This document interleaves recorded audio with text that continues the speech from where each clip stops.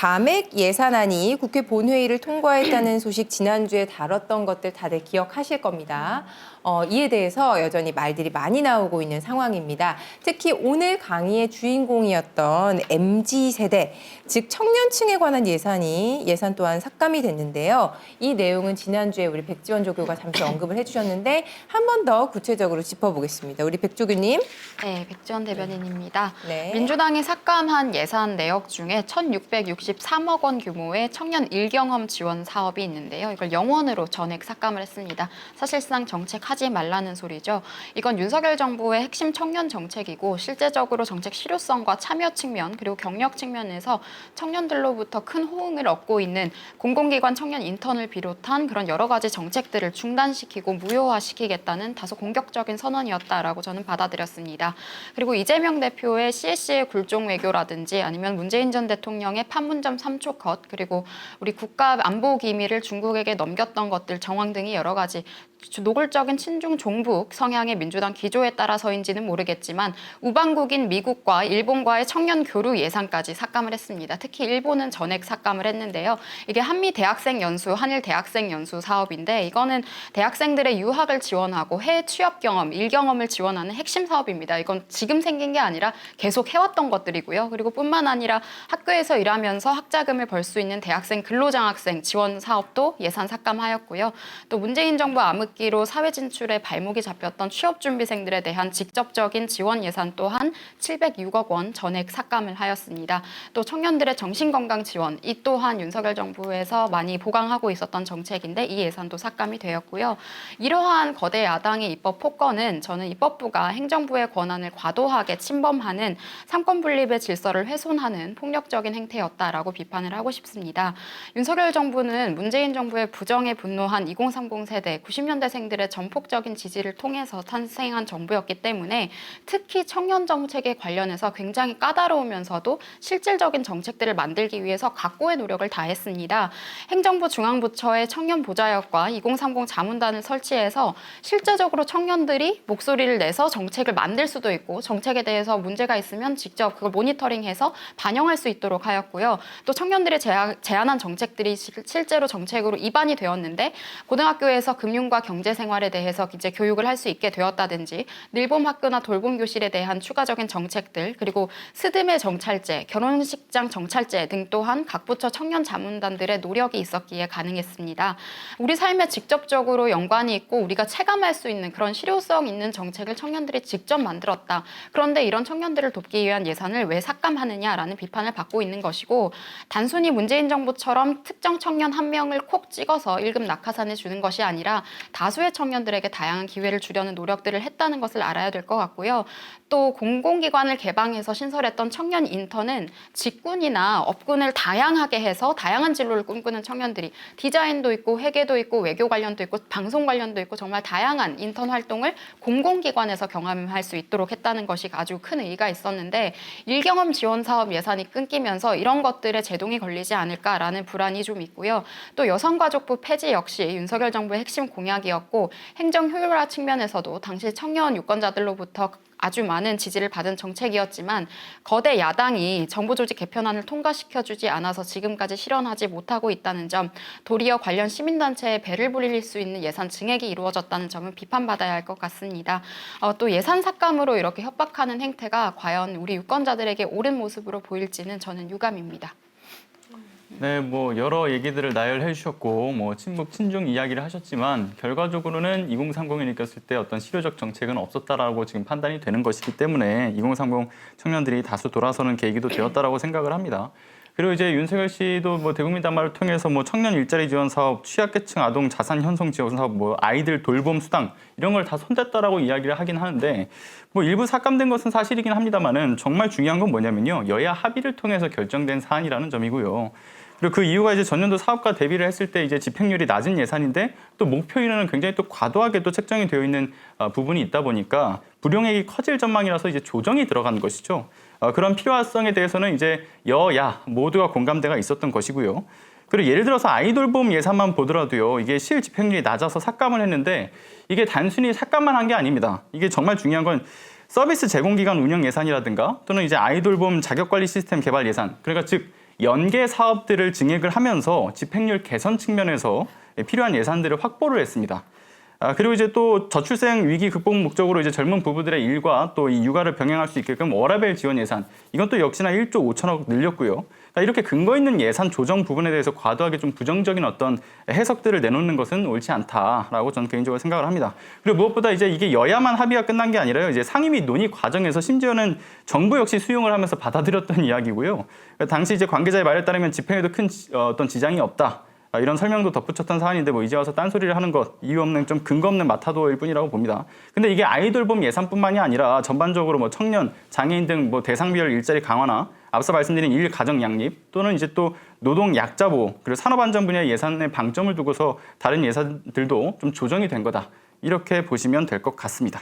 네, 근거 있는 감액이라는 한진희 조교 의견에 대해서 백 조교님 어떻게 생각하시나요? 근거 있는 감액이 이루어진 부분과 제가 지적한 부분은 명확히 다르다는 말씀을 드리겠습니다. 제가 지적한 예산 부분은 정부에서 이미 산정을 했던 예산, 물론 그렇게 소통을 하고 야당과 함께 산정을 했던 예산이겠지요. 이 예산이 통과되는 당일에 전액 삭감되었다는 점은 분명히 야당의 일방적인 폭거였다라는 점을 한 번 더 지적을 하고 싶고, 또 돌봄 수당이나 이런 말씀을 하셨는데 돌봄 정책, 우리 교육부의 핵심 사업으로 늘봄학교와 돌봄 교실에 대해서 민주당은 계속해서 극자 교육감들을 비롯해서 방해해왔던 것과 일맥상통합니다. 학교에서 양질의 돌봄 서비스를 지원하고 동시에 예체능과 외국어 그리고 여러 가지 다양한 진로 개발 활동을 할 수 있도록 이 또한 청년들이 제안해서 만들어진 정책이었는데요.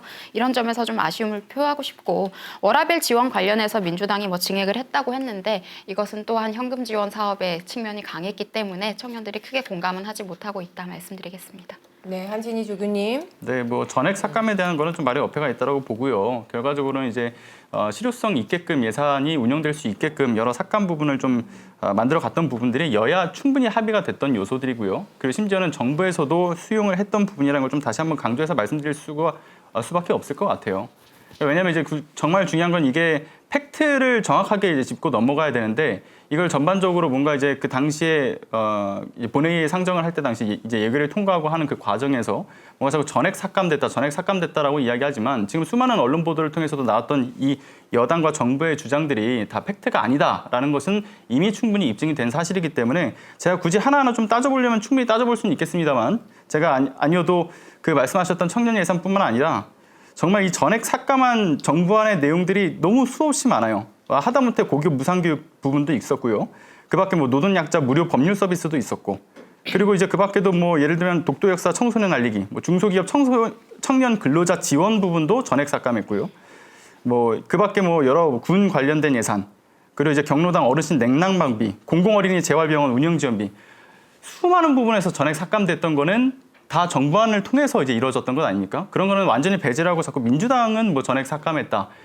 예, 자꾸 근거 없는 가짜 뉴스를 퍼뜨리시는 것 같아서 개인적으로 안타깝다는 생각을 좀 드리고 싶습니다. 하는 게 아니라 특정 정책 현안에 대해서 가령 예, 민주당과 관련된 태양광 비리나 새만금 비리 관련 정책 예산을 증액을 하고 윤석열 정부의 핵심 정책은 전액 삭감했기 때문에 말씀드리는 겁니다.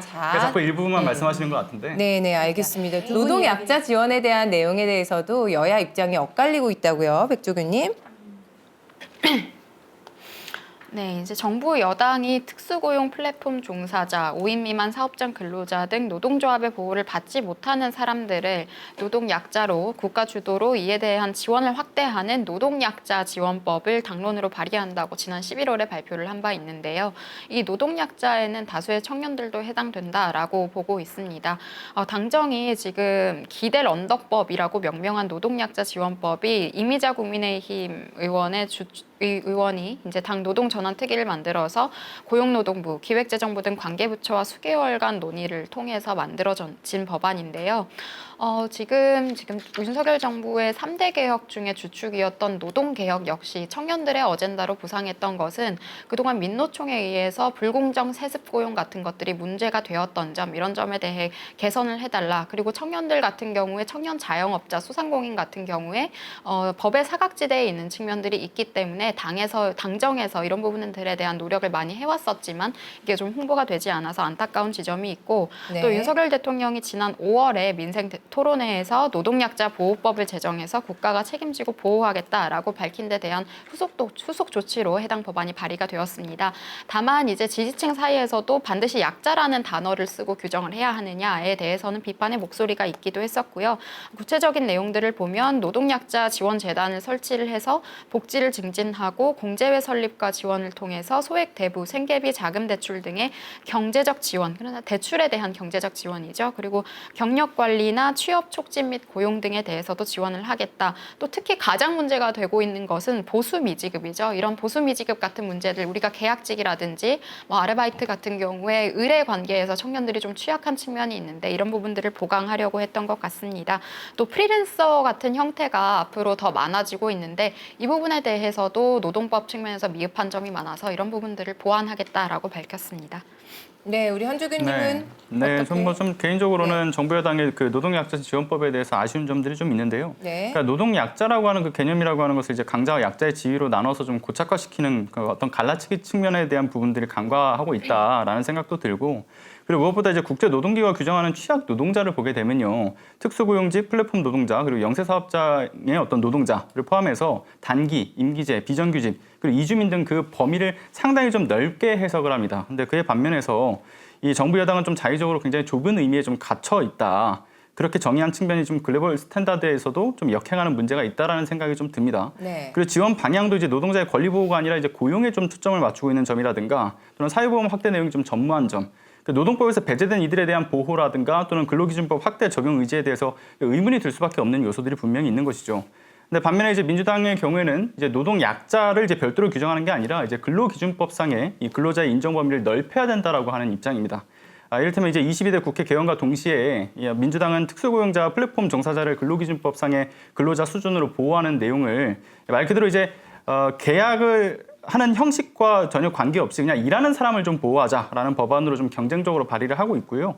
그리고 이제 현행법상 보면 이분들이 이제 보통은 이제 플랫폼 노동자라든가 보면은 이제 사업자나 자영업자로 분류가 되면서 근로기준법 적용을 받지 못하고 있지 않습니까?